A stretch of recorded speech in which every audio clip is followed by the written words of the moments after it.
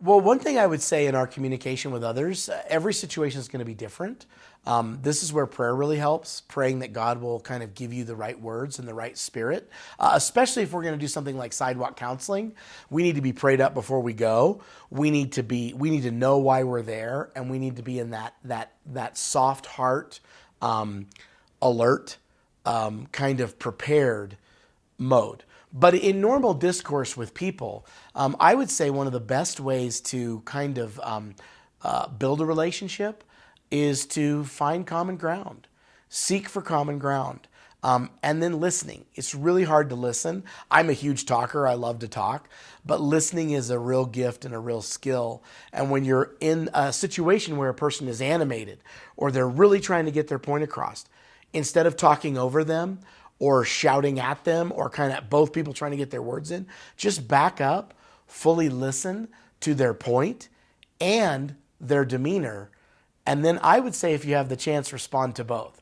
So there have been several instances where I've been confronted with someone, say sidewalk counseling, and they're screaming at me and they're yelling at me and they're calling me all kinds of names and prejudging me to be all sorts of manner of a nasty person. But I haven't responded to them in that way, but they have to me. And one of the things I will do is I'll listen to what they have to say, and then I'll stop and I'll say, I'm a little confused.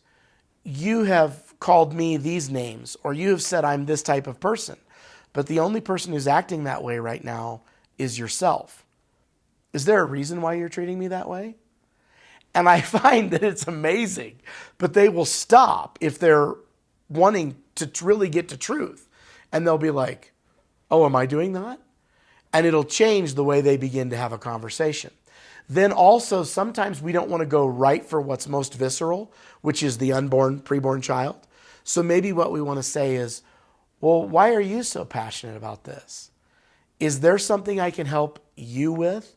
So many times they're frustrated because they've got a loved one who's in crisis, or they've had a really bad day, or they're struggling financially, and then this issue is just the last straw that sets them off.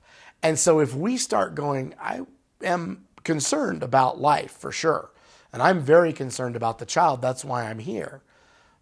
But you're right in front of me, and I'm just as concerned about you because your life matters as much at 10 years, 20 years, 30 years of age as theirs does at 6 weeks of gestation.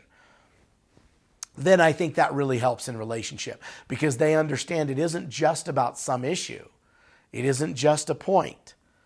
It's real. And it becomes an opportunity to build relationship, to see humanity, and to work for change.